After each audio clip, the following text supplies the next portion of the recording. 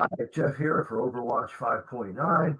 We have with us a special guest today, all the way from the sunny side of the other coast. Uh, he is Michael Braun with MSB Protection, and he is a high-level executive protection provider.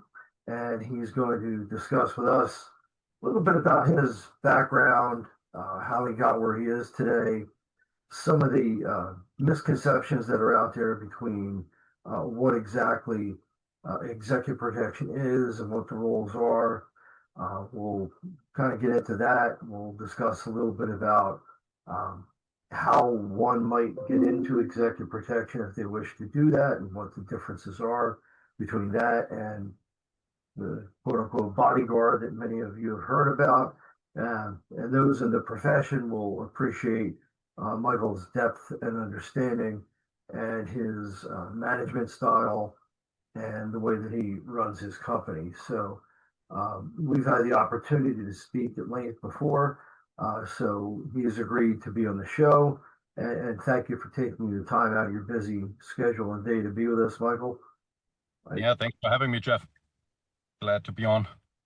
So what I want to do is turn it over to you in the beginning here and have you, if you don't mind, explain who you are, your company, your contact information, and we'll go over that again at the end. But um, and then we're going to go from there.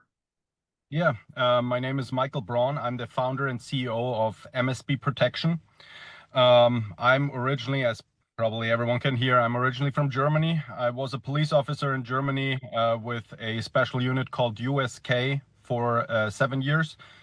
Moved out here to California with my wife. She's American, and yeah, was looking for work, just like everyone. So I joined Gavin de Becker and Associates.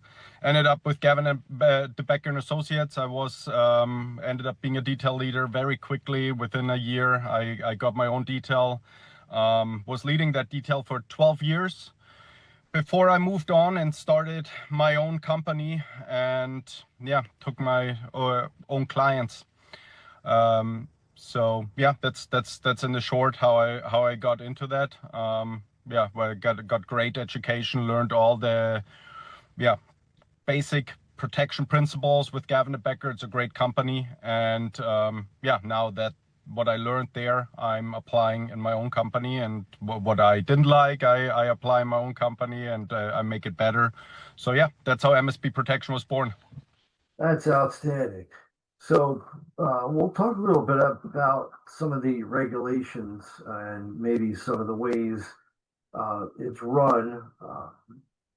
We're from New Jersey, so and we do training in a bunch of states. So I could speak to a lot, but um, California, you're intimately familiar with the regulations there. So we'll kind of discuss a little bit about what one needs to form a company, to have the right licensures and that sort of thing. And then how you kind of go above and beyond with some of the training you provide. In addition, you had mentioned um, the kind of lessons you learned from the years at Gavin Becker and how you still have a good relationship with them because one needs to, know in this industry, everyone kind of knows one another, right? And it's always great to leave on good terms, of course, and then to have that kind of relationship. I was just discussing this with another trainer who is out actually by your way, and we refer to it as the sandbox. We all play well in the sandbox together, right?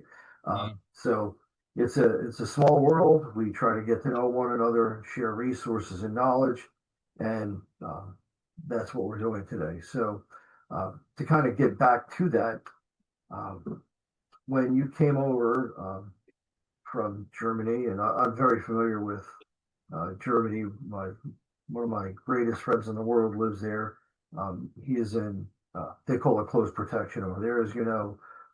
He's in close protection, and um, he's learned English as you have rather well. I have fallen far behind in my German lessons, I can tell you that. And he reminds me every time we talk. But Well, uh, I hear German is rather hard. My wife up to this day she doesn't speak German after being married for 17 years. She still doesn't speak German, so I don't blame you. It's also not that common. You don't need it out here. oh yeah, well, when I visit over there, it certainly would be helpful. But uh, everyone seems to at least speak a level of English as well, so that works out real well. But Yeah. anyhow, when you branched out from your original company you were with when you first came over, when you uh, got your first employment, and you took advantage of being in a special unit, you took advantage of the training and experience that you did have over in Germany. Yeah. And just for some of the listeners who might, or people who are watching, might not know, uh, just being a regular police officer over in Germany is kind of a journey. Uh, Yeah. 2 to 3, maybe 4 years sometimes, depending upon what you get into. Here in the Yeah. US, it's at most 6 months, right? So uh, Yeah.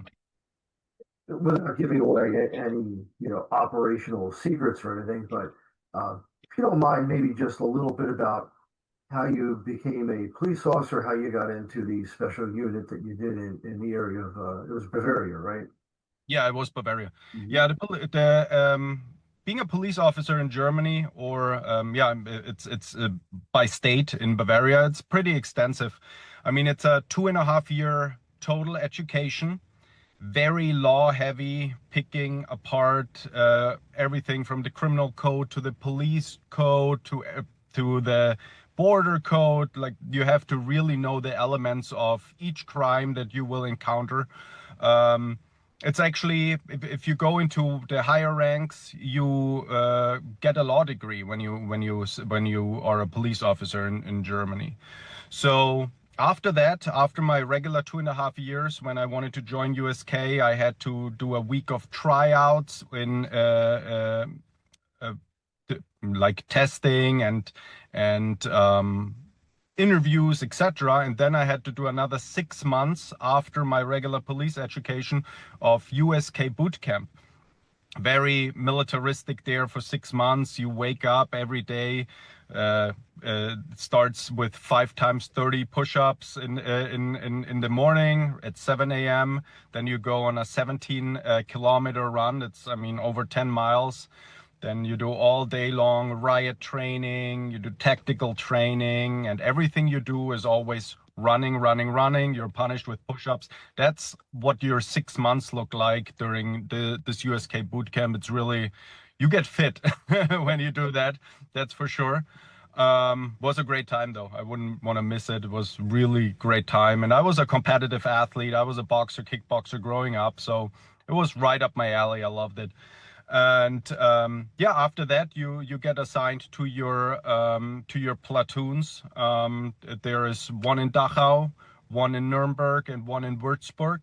I was in the Nuremberg one. I applied for that one, and then you get assigned to your group, and you're the young guy, and you get put through the ringer there because you think you get to those groups and you know it all, and then you're the new guy. So you get hazed a little. Um, but yeah, no, so that's how I got into police and into USK. So it's an extensive process. Within USK, then you do varied things. Their main job is violent riots. However, they also do we did undercover or not undercover, like in civilian plainclothes drug support for criminal police. So we used to hang out at the train stations, etc., just in civilian clothes and check people for drugs and work in that area. And we did raids and arrest of violent criminals. So yeah, let's say there is something also drug related. There's drug related, like some higher up in the chain person. Then we would plan and execute the rest, usually at night or in the early morning hours. So yeah, that's what I did with USK, and then I moved out here and I joined Gavin de Becker and Associates. And yeah, like you said, I have great standing with Gavin de Becker. I'm still in touch with all of the executives. They supported me throughout the process, and yeah, you said, because a lot of people they get into this field from police, and I've supervised people like that. They were police officers and they're like, oh, I was a cop, I know it all. I learned everything I know about protection from Gavin de Becker and Associates, because the job of a police officer is to enforce the law. It's not close protection unless you are in a specialized unit for close protection. In Germany, that would be handled by the BKA, which they would send you to another course, which is another, I believe, 6 weeks at first, and then another 3 months, something like that. And that's what they would do if you would protect politicians. So that's like the German Secret Service. It's all drawn from police officers, and then they go to special education. It wouldn't be feasible for a government entity to train everyone in police academy on close protection. I mean, that would be a waste of money and resources. So when people come from police and people that I supervised before, I like to put them a little bit through the ringer. Then I like to ask them, and they're like, oh, but I was a cop, I know how to protect these people. I'm like, okay, so explain the difference between projective and protective coverage. What are the principles of ammo, audience management, monitoring, observation, things like that they should know if they want to be in the close protection field. And then usually very quickly it becomes clear that they don't know anything other than how to enforce the law. And don't get me wrong, being a police officer, it gives you a great base because you know how to talk, you know how to de-escalate, these kind of things. You know how to use your firearm, even though it's not, I mean, you're not going to be running around and, gunning people down as a protector. Most protectors never even draw their firearms in their whole type while they're on duty. And when you're out on close protection, most likely or very often you don't have a firearm. It wouldn't be feasible to have one anyway. So because all you have to do is evac.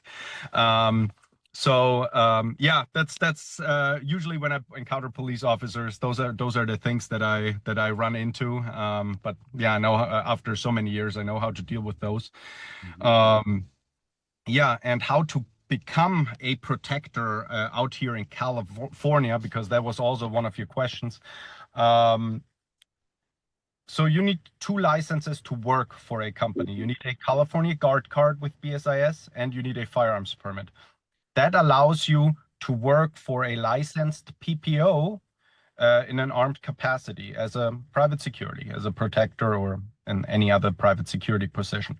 Now, where a lot of people go wrong, and also a lot of celebrities go wrong, they hire off-duty cops, etc., and very often they don't know. The off-duty cops, they don't know that they're committing a crime if they are not a licensed PPO provider, a licensed PPO, and they work and protect a celebrity. Very common in Beverly Hills. This moonlighting and yeah, some they have a call out to a house, and then the celebrity or A-list or whatever likes the person, like, oh, do you want to help out, work security in my detail? The reason why I know, my father-in-law was a homicide detective with Beverly Hills PD before he died, unfortunately, in 2014. But he used to do that all the time. So that's why I know it's being done. But it is actually, you commit a crime and you cause your client to commit a crime as well, because you need to be a licensed PPO. In order to be a licensed PPO, you have to have 3 years, I believe, of experience as a watchman or security guard, and then 1 year additionally as a pure manager. Now, being a manager means you don't work other details or you don't work in a protection capacity. You really manage 100% of the time.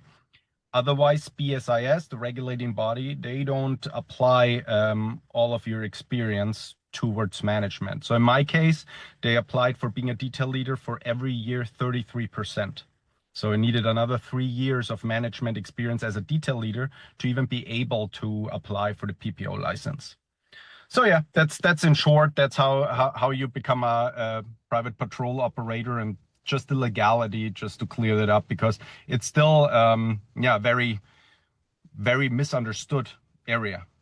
Oh, absolutely. What great information. For example, here in New Jersey, police officers have to be hired out of their department as overtime. They can't hire themselves out. So, like, they can't be security officers while they're active duty police. So, Interesting. same kind of idea. Yep. Uh, Different cities have their own, or different states have their own, legalities to that. But, overall, it would be a really good idea to make sure that you're familiar with the laws, number one, and number two, that you're compliant, because Yeah. you don't want to, um, not only as you had put it, yourself in trouble, but the person hiring you as well. So, Exactly. Exactly. And you would lose your job as a cop afterwards as well. So, with a misdemeanor on your record, most likely. So that's why it's not worth it. Like, look into it, look into the legality. I mean, out here, unless it's by department, some departments they don't allow moonlighting. Some of them do. I've had over the years people that worked part-time in security with Gavin de Becker. They were before full-time, and then Gavin took them on as reserves. They helped out every once in a while, and their department allowed it.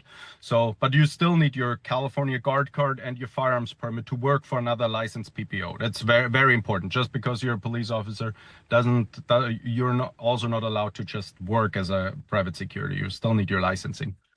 yep, absolutely. So, there's confusion here in New Jersey just over what kind of license you need to carry a firearm, let alone, what you would do in security. So, yeah. And then it's funny how you mentioned having police officers, again, being one my, and had being one myself as you, yeah, there's a base level knowledge. There's other things. You had been a special unit, did certain things. So, uh, the idea of training someone who is security, excuse me, who is military or police into the realm of security or executive slash close protection, um, totally different world. Yep. So maybe we can just talk a moment, a little bit about the differences, because as you know, as a police officer, you're enforcing the law, you're doing proactive patrol, your jurisdiction is much wider. Um, as a security or a PPO or personal protection officer, your job is toward your client, Yeah. what your assignment is. Yeah, exactly. I mean, I've had, like I said, I've supervised a lot of police officers, either that were still on duty or off duty, that just wanted to transition into the field. And one big area that people have to understand is that you're now responsible for one person. You don't have the authority that you have as a police officer. So let's say there's out on the street, you observe on the camera a major traffic collision, and people are running out and screaming, and your instinct as a police officer might be, oh, I need to go out and help. However, you have to remember that you're there now for one person or one family, and that out there, that might be a diversion. So you're not gonna go out. I don't care if you're a former cop or whatever, you're not gonna go out. You call 911, you observe and report, and that's all you do as a private security. So that's one of the things that I've noticed. A lot of the police officers, and I was myself that way. I've gone out to talk to people, and where I was afterwards told, hey, no, you need to stay inside the command center. Very early in my career, I once supervised a lady that transitioned into private security, and there was a porta potty that was out at the neighbor's yard. They were having some kind of construction, and the lady on a weekend saw someone use that porta potty, and she went out and told them, you cannot use that, and like kicked them off. And she told me afterwards that the person looked suspicious and they were up to no good. They tried to do something on the street. And I told her, I said, oh, yeah, hopefully the client doesn't find out about it. Because the neighbors might say, hey, our friend tried to use our porta potty. Who is that security lady of yours that kicked her out? And also, this could have been a diversion. They know you're just hot-headed, and if they don't take you out up there, they just tie you up and they rob your clients, or worse, kill your clients. So she didn't understand back then. She said, oh, well, but if I can't even make sure the street is safe. And I said, wait. You're not here to make sure the street is safe. Yeah. You're here to make sure the family that we're protecting is safe. That's it. I don't care what happens on the street. So that's very important for police officers to understand. You're not a police officer when you walk next to client. That's just it. Yeah. And so there are some other misconceptions too, but one positive thing to speak about when you had mentioned like the traffic collision, uh, how being well versed in the medical field, or as much as you can be. I know that when we had discussed, you either had in the works or are doing EMT training for all of your officers. Yep. Maybe you can speak a little bit about that. Yeah, correct. I mean, if you look at the statistics, most of your clients, they will not die on an because they are being assassinated in, Charlie Kirk style, which is a whole nother area that we can get into. But most people or most executives will die of a heart attack. More than 50% of the executives. It's the manager's disease. Very often they live very stressful lives. They have a lot of pressure. So the heart attack risk rises every year. Because of that, you need to be very, very familiar in this field with how to use your AED, with your CPR. And also like what's in your med bag, if it's company provided. You don't want to look clueless if you are being called up for something, for an injury, and you fumble around in your med bag. So you need your medical knowledge needs to be top notch. It needs to be higher than it is for an average police officer, way higher. That's why, yeah, like you said, we're right now working on getting everyone EMT certified. Just have to make sure I'm lining it up with the classes directly. There's some that goes into it, but yeah, that's what I'm doing right now. It's completely company funded, but it is worth it. Everyone needs to know how to be very proficient. They already know how to be proficient. They all have their basic certifications, etc. But I just believe that being an EMT gives you that additional edge that you need in our job to save lives. But that also comes with something to be, to think about when you're with your clients. Your clients very often, they will know you're an EMT, and they will think because you're an EMT, you're there to cure them. So they will approach you with all kinds of ailments and things, and you'll have to learn how to talk to your protectees. That's part of the job, and tell them, hey, look, I'm here to save your life if something happens. I'm not a doctor. Otherwise, the detail would be way more expensive. So yeah, the communication is very important in our field. But yeah, like I said, the medical knowledge, it's the most important thing. I'd say the most important thing. It's way more important than your firearm training is your medical knowledge. You will need it way more. Absolutely. So speaking about that, communication is so important.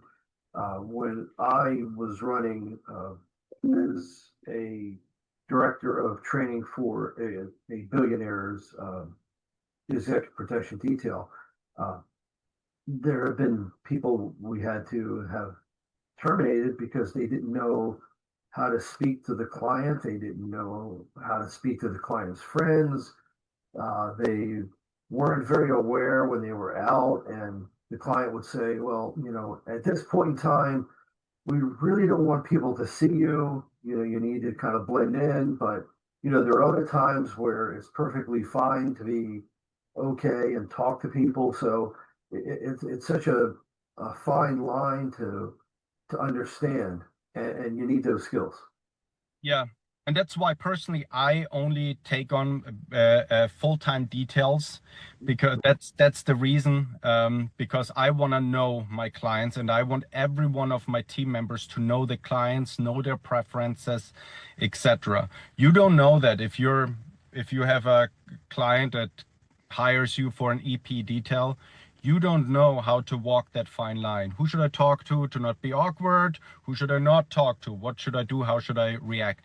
If you're assigned full time with a client and you're with them 24/7, Yep. they they will approach you with all kinds of issues before you go on your first detail. They will tell you, oh, so and so did that, or you did this wrong. Like, I'd prefer it to be done that way. So that's why it's so important to very quickly get a bearing on what your clients likes, what their preferences are in any kind of setting, being from arrivals, when they come back from vacations or trips, to departures, to how do they want their food delivery to be brought up if you are down there at the gate, for example, or yeah, and how do they want their guests to be greeted? Because very often you will be that person that greets their guests, and the guests know, and they're, I mean, I have a great relationship after so many years with all of the guests of my main client,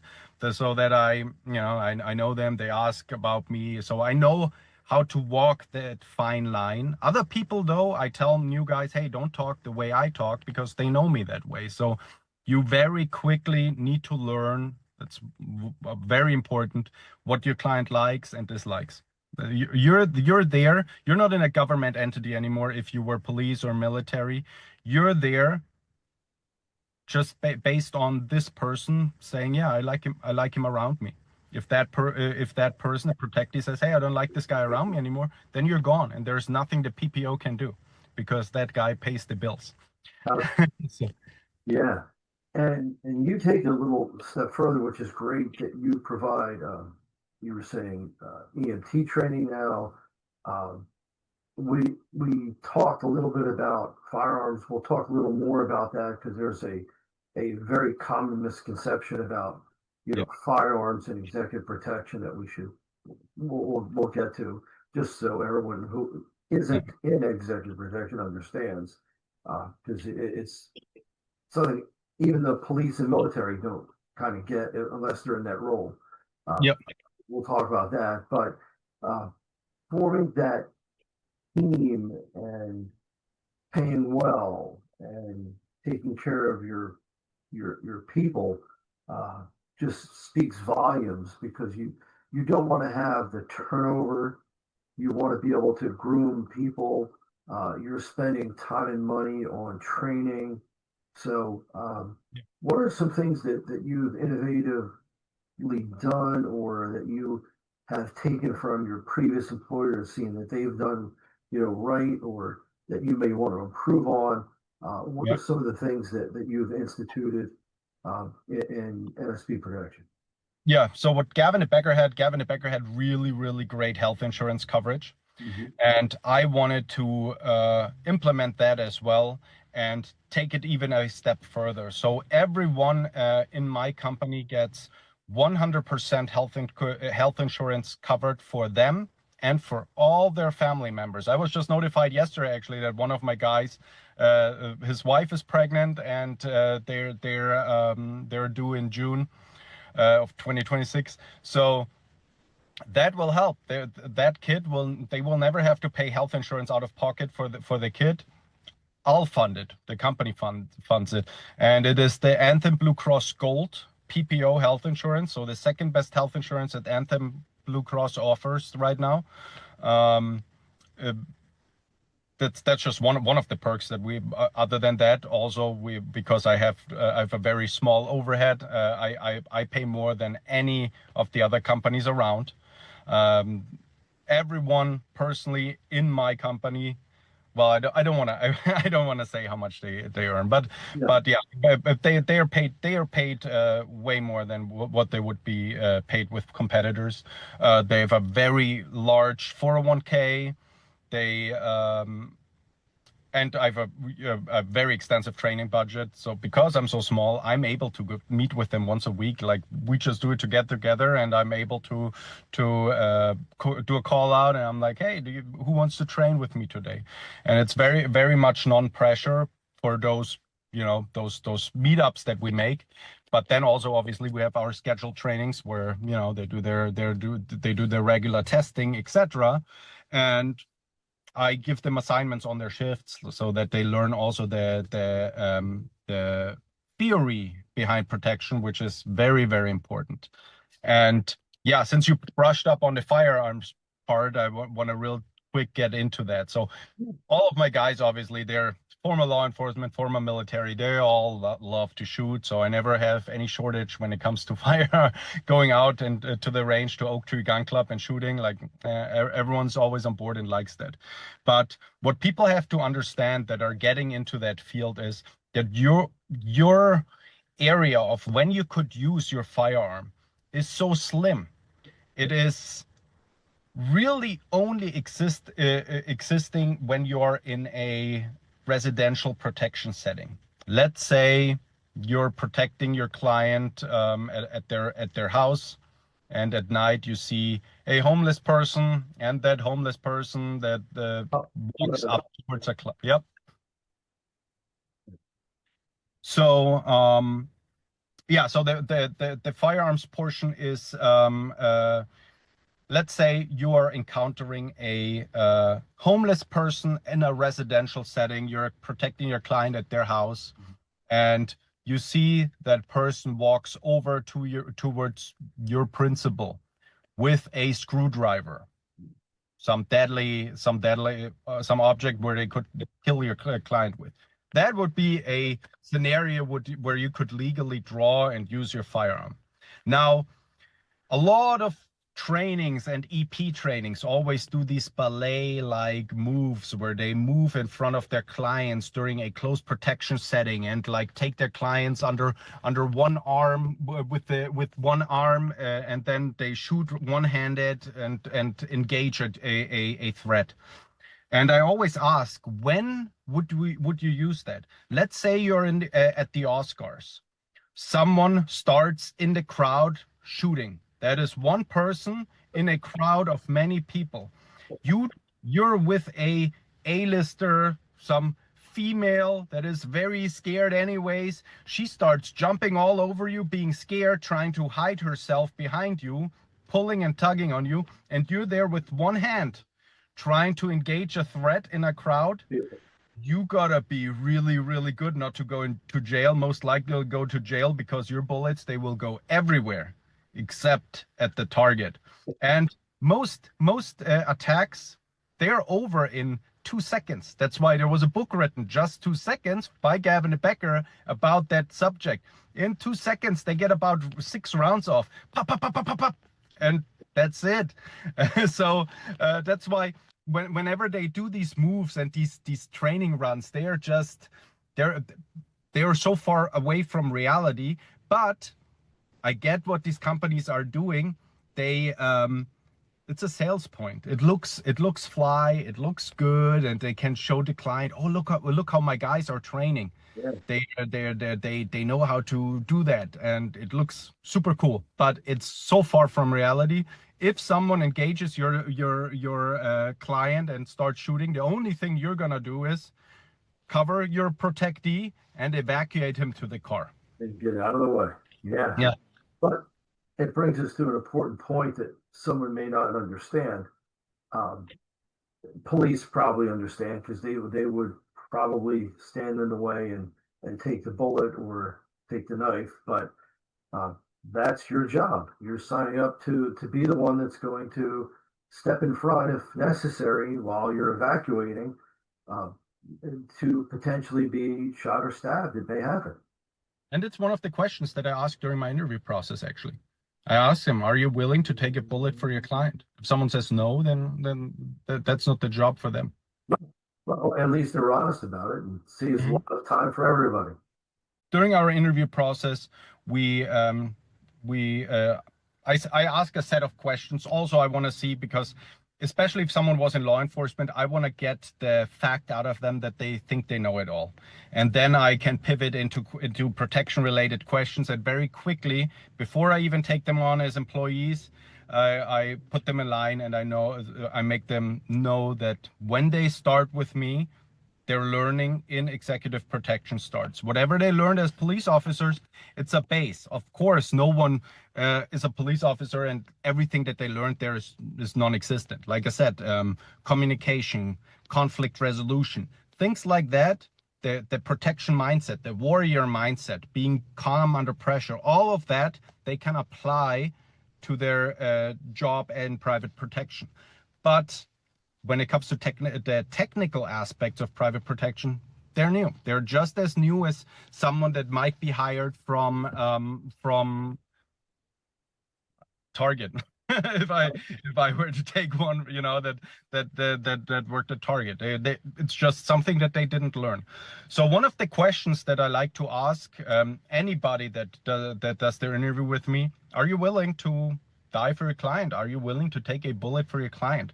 And the answer has to be yes, because I've heard things like, I interviewed one person, he was a former police officer, and he said, well, if you plan correctly, no one wants to die, but if you plan correctly, then it shouldn't go that way, which is true. It shouldn't go that way. So I said, but if it would go that way, would you die? And he kept like beating around the bush. So I told him, I said, unless your answer is yes, because you won't be able to evaluate otherwise quickly if you don't have this decisive factor. That's why we also do a lot of training with sim rounds, simunition, where they actually get that in muscle memory, where I shoot at them and they have to cover. And they have to cover their protectee and evacuate the protectee and shove the protectee in a car. Things like that to get it really into muscle memory. Where, by the way, also during these trainings, they don't have any firearms, because they wouldn't even, like I said, they all they have to do is cover, be a bullet sponge, and evacuate, push the protectee in the car. That's it. I don't want them to fumble around with a firearm, try something funny, because it's not feasible, like we discussed already. Yeah, totally different in a team environment, depending upon where you're at. But yeah, if it's one person with a protectee, that's the whole idea. And brings us to some other terms that people may not know. Yep. Advance, being able to understand the routes, knowing your capabilities of your vehicle. So those are some things that maybe we can just kind of briefly discuss. Yeah, the capabilities of the vehicle, that's actually very, very important. I mean, let's say you're with your client in a residential setting and they ask you to drive them somewhere, and they have a brand new car, and you get into that car and you don't know how to use it. And very often they're very elaborate cars to start, and you don't know how, you're just not familiar, makes you look bad. Actually, that's what your protectees are going to be judging you on. They don't judge you on your previous SWAT experience, your previous HRT and FBI. They don't care about that. They do care about it to a certain extent, but when it comes to you using the car, that moment, if you don't know how to use the car, all of your experience is going to be worth nothing to them. They think you cannot protect them just because you don't know how to use their car. Perception is reality in this kind of field. That's just how it is. You have to be, when you're with the protectee, you have to be on point with anything you do, being your responses that you give to them. Everything has to be with this certain confidence, let's say they call you up. I mean, now it's winter time again. Might happen that they call you up after hours and say, hey, fireplace is not working. Can you come up here and take a look? You're a man, like, you're handy. That's how they see it. So you go up there, and you don't look sure of yourself, and it doesn't mean you have to fix the fireplace. You don't have to be able to fix it. But if you have some aura of not being sure of yourself, then they judge you on that. So if I wouldn't know how to fix it now, I know how to fix all their items around the house after so many years. I know what usually breaks, but I just say, hey, I have to call the handyman. I'm so sorry, ma'am. I'm not able to fix this one. But if you're like, I don't know where to look, and if you're like that, that looks bad. So everything you do has to come with this certain confidence Absolutely. to be able to, yeah, to be able to instill this confidence in your client. Oh, I've had people before that were not very sure of themselves, and one of them, one time,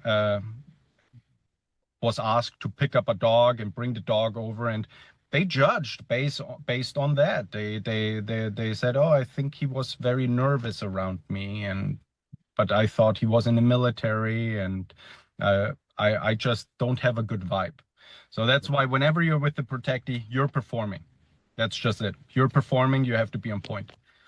yeah. So, well, two things. I have a funny, not too, it's funny now, but we had a executive protection officer who was to pull up a vehicle, didn't know how to operate it and smashed a, $400,000 car. And that wasn't very good. It was not a good story to have to tell the client. So yeah, I know what you're saying. And then secondly, just the fact of even though like you know this, even though you may not have the answer, as long as you confidently say, "Yes, I understand the concern. Yes, we'll get this taken care of," Yep. rather than, I "Oh, know who to call. yeah, I know who to call." Yeah. Exactly. And that brings back full circle to why getting full-time clients rather than part-time. Yep. Now you're able to develop that relationship, and you could also get that list of phone numbers of who to call for whatever they have. Some of these appliances are so high end that it's very particular Yep. of who you would be able to call and when. And Yep. and having that relationship where you could call someone who would come out rather than I'll be there in 3 weeks, Yep. I'll come out for you tomorrow, or that night, that makes a difference. That's why it's so important to have also, I'm glad we brushed up on that.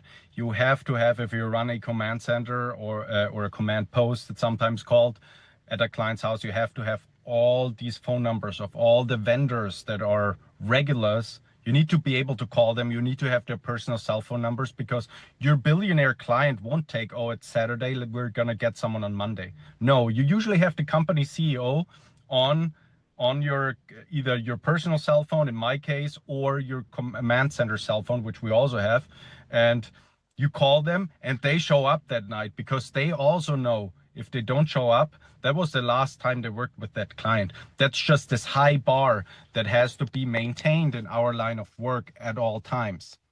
A And billionaire doesn't take no for an answer. That's just it. absolutely. And just like officers and companies get reputations, they would get the reputation. So one client can tell many others that, oh, I wouldn't deal with these people. And then Yeah. they're not losing one client, they're losing many. Yeah. Beverly Hills is such a small circle of people. You will run into all of the protectees at some point. They're at parties together and they know you and they will see you around your client all the time. So you can either make yourself that way because you get referred and like they like you. If your client doesn't, if your client isn't very possessive, but you get known by other people, and or you get broken. They will say, well, he's no good. Absolutely. And it takes just that one time and it makes it very difficult. Yep, exactly.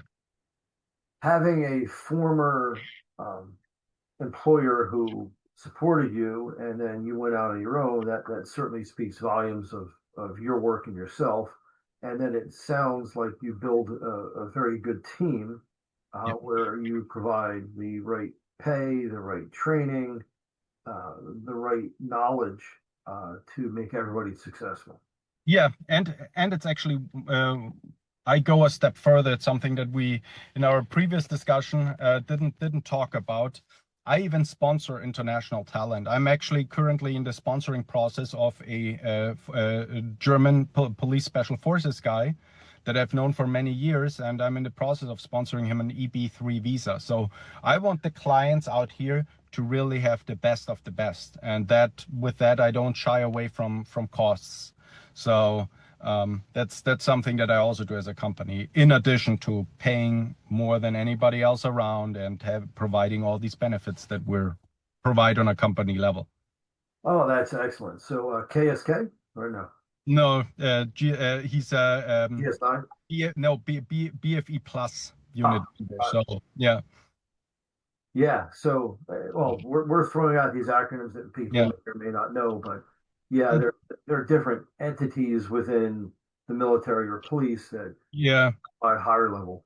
BFE Plus is like a smaller GSG9. It's pretty similar to the USK units that I was with. BFE's BFE. It's evidence. I have to translate it. Evidence Sometimes, and arrest unit. Evidence taken and arrest unit. Translated to Germany. That's what it stands for, and that's the Bundespolizei for the federal police force. That's their USK, and I know this guy, and he's top notch. So yeah, that's why I'm sponsoring him to, yeah, like I said, he would be a great asset here. excellent. Yeah, that's great to know. So bringing other perspectives as well really helps the team. So Yeah, it's great to have that international perspective when I go over to Europe to do seminars or to, um, well, one time I got to do vacation rest with seminars, but yeah, when I get to go over there, just being able to have the other perspectives, because there's such differences in training and perceptions and other things that it's great to share that kind of knowledge. yeah, totally. Yeah, totally. I mean, I always like to train a bit because of my obviously my connections. I always one advice for your listeners: don't ever burn bridges with anybody. Always stay friends with everyone. There is enough work to go around. So because I follow that mentality whenever I go out to Germany, I get to train with my friends out there who are still active in units, and those units, they train very often with the Israeli guys, things like that. So because of that, I'm able to share knowledge and get knowledge and stay on the pulse of things. So but also out here, like whenever people take on this, oh, you're a competitor mentality, um, that's something like that. Gavin never did that. Gavin and Becker, they supported me throughout the process. Said, yeah, no, totally. Like you need to get this. They told me, they connected me with people that I needed to be connected with, that helped me through the PPO process, and they were just super helpful because they know that there is enough work to go around for everyone, especially here in Beverly Hills, Malibu, Montecito area, because not every client is a fit for every company. That's what people have to understand. You're not going to be that provider that has just every client, because there is such a big portion on the vibe out here. Some client clicks with that company, but not with the other company. So that's why there's enough for everyone. Oh, excellent point. So being able to have that circle of people who, well, it's not really working for me, but maybe this is, right up your alley, and maybe you'd come in and talk to this client and have that relationship, because then it's reciprocal too, and you can Yeah. train together at some point, you can share knowledge, intelligence. That's another thing that we didn't even begin to talk about, but just sharing intelligence is important, uh, because Totally. it's different than the police, and sometimes they'll share, sometimes they won't with private security. So, having that signal intelligence, that human intelligence, that factor of networking with others, and then cross trainings, and just having a good name, that really just Yeah. speaks volumes. Intelligence was one of the things, like when the fire started beginning of this year. Mhm. My first call was to the former director of client services at Gavin and Becker's, and I called him. I'm like, hey, just a heads up, a fire just started here, and he's like, oh, thanks for the call, we're on it. So that's it. Like, and you know, they would do the same with me. So that's why, yeah, the intelligence sharing part is a huge thing. So that's why you need to be in good standing with everyone, really.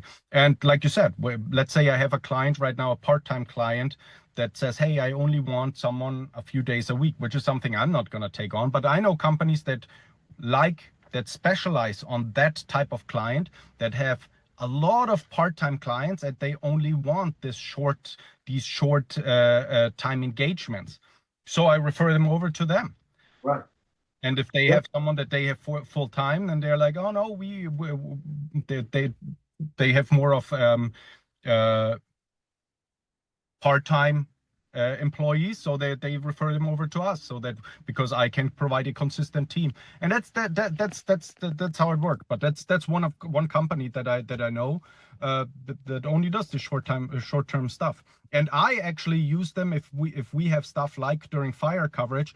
I called them up and I'm like, hey, we need to double up security, which a client requested. So I called them up. I knew they had a lot of these part-time protectors, and they sent some over to my way. So that's just how this business works, how this industry works. Well, in the right way, yes. Yeah. In the right way, that's for Yeah. sure. Yeah. Well, I'd say the people here that have been in the business for a while in the area that understand it, it's very often the newer people that haven't been around so long that get licensed, and they try to make a mark, that don't understand that concept. And very often they don't even have a client yet. They're very desperate to just like get this first client. So they have this elbow mentality. Yeah. We see it often in the security world at our end, over on the other coast, and we also see it in the training world. So the training world is small too. So Hmm. we get to see those who, well, I may specialize in this, or I might specialize in that, or I have a contact in this and that, and you know who to partner with, who to reach out to, and who to share knowledge with. Yep. And you don't want to attach your name to somebody that isn't reputable either.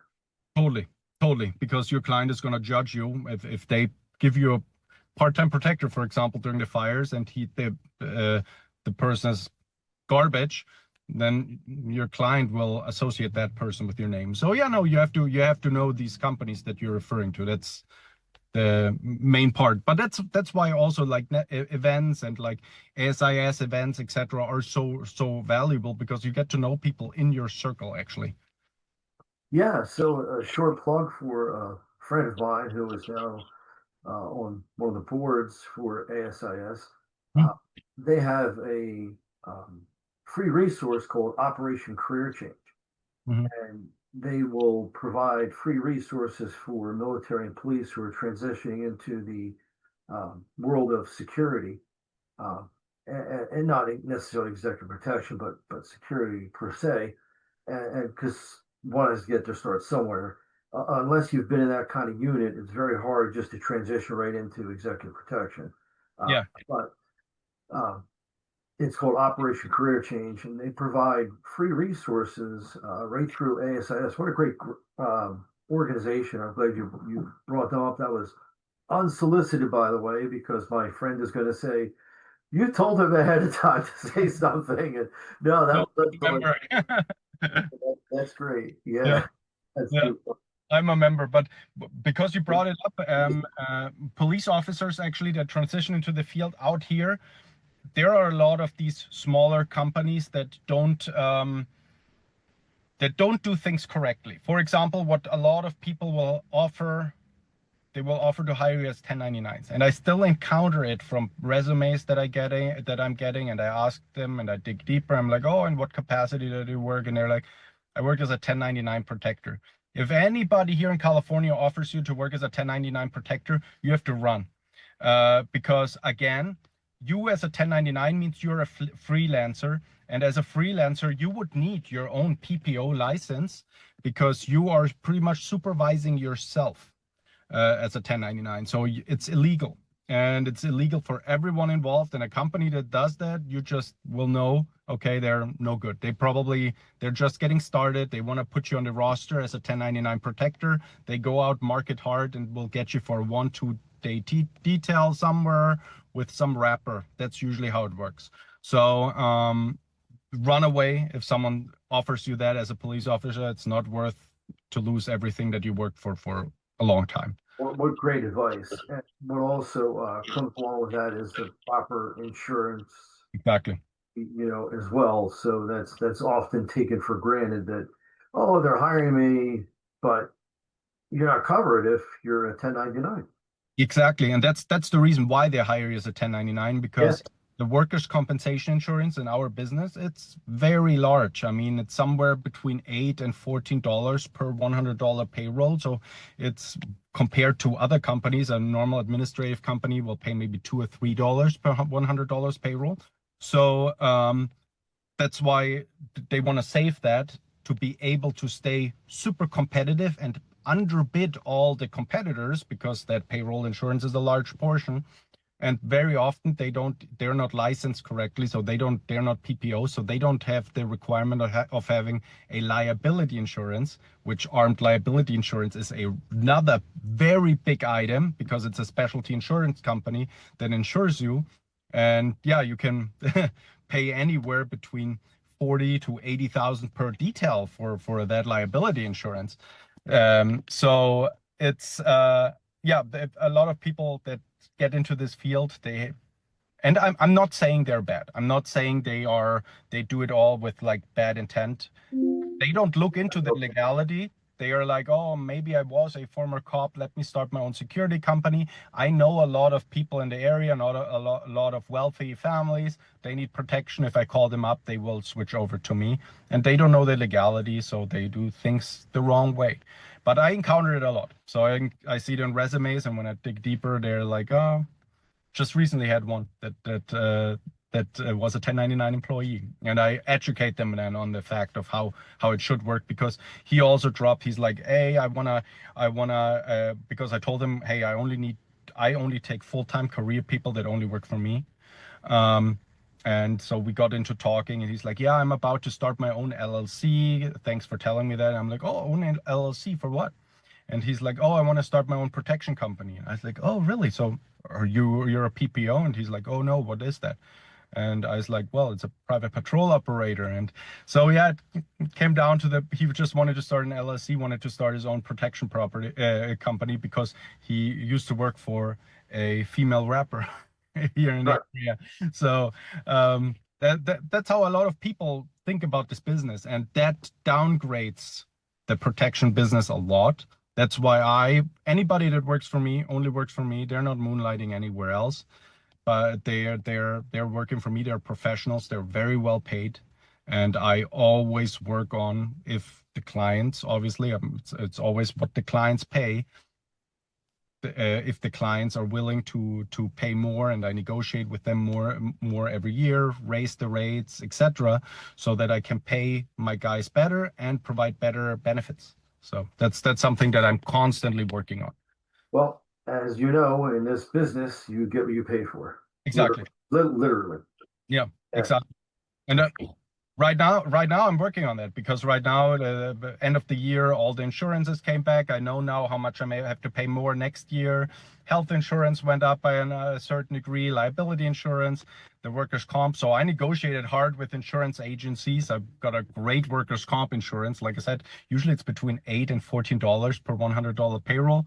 I now got one for $680 per $100 payroll, and I'm able to flow that money back to my clients, so to my protectees. So to my protectors, sorry, to my employees, I'm able to flow that back and evaluate, based on their performance, how I'm gonna distribute that money. So that's but yeah, like to come back to that insurance aspect, a lot of people will try to stay competitive by not having these insurances, which are government mandated, by the way. And if Yeah. something were to happen on the job, like you get injured, and it doesn't have to be someone shooting you, but you just tear your Achilles tendon when you push, I don't know, like the trash cans in or something like that, then workers' comp would come in and compensate you during that time. And so it's very important to have that. Absolutely. So, taking care of your people is very important, following the law, of course, ongoing training, being able to get different perspectives. As you had mentioned, you have the international reach, so you're able to bring in others, which is fantastic because that opens up such a diverse perspective for executive protection in particular. Really does. Speaks very highly of what you do in your company or your management style as well. So that's why you're successful. And I really value that you took the time to share this knowledge with us. Uh, in wrapping up, what would you think would be someone who you're interviewing? They have a bunch of experience as a um, SWAT operator or as even higher level like SRT, HRT for DA, FBI, whatever, or in the military, they've done, protection for dignitaries or DSS, whoever. Uh, what are what's some advice you would have for someone who wants to get into this line of work? Well, just stay open-minded. You're gonna learn a lot when it comes to protection, by watching other people that have been in the field, coming like from advance. How do you conduct a proper advance? Like you go to a hotel, you build your connections. Either you're the cop that like comes in, knows it all, and oh, I'm here with billionaire so and so, and suddenly everyone shuts down on you and people make you look bad. Or you come in and you're like, oh, thanks so much, and you're very appreciative. Things like that. You have to learn how to communicate with the people that you're going to be interfacing with. Otherwise, everyone can break can break you. You're gonna learn that very quickly. And it comes down to an elevator either being held open by a hotel staff or hotel security for you so that your client can enter quickly and go up, versus you having to wait in front of the elevator because you were not so nice to the head of security. Things like that. So just just because of what you did in the past, don't get too hung up on that. Executive protection is a whole different field. Nothing is worse or better. I very much, I mean, anybody that was with HRT, etc., they're highly trained, but they need to learn the skills for executive protection, and that comes with the hard skills and the soft skills, not only the tactics, but also how to do things. Absolutely, because it's not every day that you're doing a raid. So Yeah, yeah, exactly. yeah, yeah, for Exactly. sure. So understanding those nuances, I think that's some great advice. We had talked before, and you had mentioned that you do some mentoring, that you um, are not opposed to someone reaching out to you. Yeah. So we have MSB protection. Do you mind running just down your website and the email? Yeah, so website msbprotection.com and email mbraun@msbprotection.com. And yeah, if you need any advice on legality, you want to start your own PPO, whatever, just hit me up. I'll help you through the process, just like I was helped by when I was in the process. So this avoids you. This helps you avoid some pitfalls and some delays in your application process, and also stay on the legal side. So I'm happy to help anybody that reaches out to me. That's great. When I've spoken to professionals in the past, and every single one of them are willing to help, and that's because they want to give back. Yeah, They realize that we've gotten to where we are because somebody has helped us. yeah, And that is the people who I like to recommend or I would associate with myself because that tells you their character, and it also tells you that, well, first they know what they're talking about, and secondly that they're willing to share that knowledge, and yeah, that's really key, yeah. really key. So Exactly. I mean, there's so much that goes into, and the protectors often don't understand that yeah, goes into running a security business, from, client acquisition. How do you do it? Like, where do you have to be? Things like that, to the licensing and all the regulations. So it's a pretty vast field, actually. So people don't understand that, and yeah, I mean, whoever you have in your state that mentors you, if anybody's in California, just reach out to me. I'll help you through it. I'll give you. that's great. One of the California Use of Force Officers Association, they're really progressive, and I'm part of them. So we do video meetings and things, and they're fantastic. So I'm familiar with some of the California laws, but that is geared more toward police use of force than it is um, EP or security. Uh, but yeah, they're great. And you had mentioned before about some of the science behind things. So the Force Science Institute, I love being a force science analyst. I went through Dr. Lewinsky's course and um, fantastic. So I've had on my show Dr. Marty Greenberg, and he is outstanding. So he actually was a trauma surgeon who wanted to get involved with SWAT, and then he became a literal SWAT operator later in his life, and he is the doctor on the team. That's Well, he pretty cool. was before he just retired, Yeah, but how cool is that, right? So, that's pretty uh, cool. Yeah, I'm sure that amazing. was valuable. Yeah, I mean, one of my former coworkers, actually, since you mentioned it, he was in USK with me, and he later transitioned to SEK. And in 2016, unfortunately, during a raid, he was shot. But he could Oh, have he could have used a doctor on a team. Yeah, he was using the door opener, the hydraulic one, that, like, Spreizer, I just know the German word. But he had his arm up, and he was shot right under his vest here, under his shoulder. So yeah, he could have used the doctor on the team. I mean, that yeah. sure. And it shows you how important it is to have the right medical gear and to have the right training, at Yeah. least out in the field. But imagine having a trauma surgeon right there. That was, Yeah, that would have probably saved his life. I mean, yeah, he was afterwards an 18-hour surgery, didn't make it, unfortunately. But mm, yeah, so since you said that, that reminded me of that. That would have been yeah. a valuable addition, but it's unfortunately Absolutely. a Yeah. dime in a dozen. I mean, it's not. I've never heard of something like that.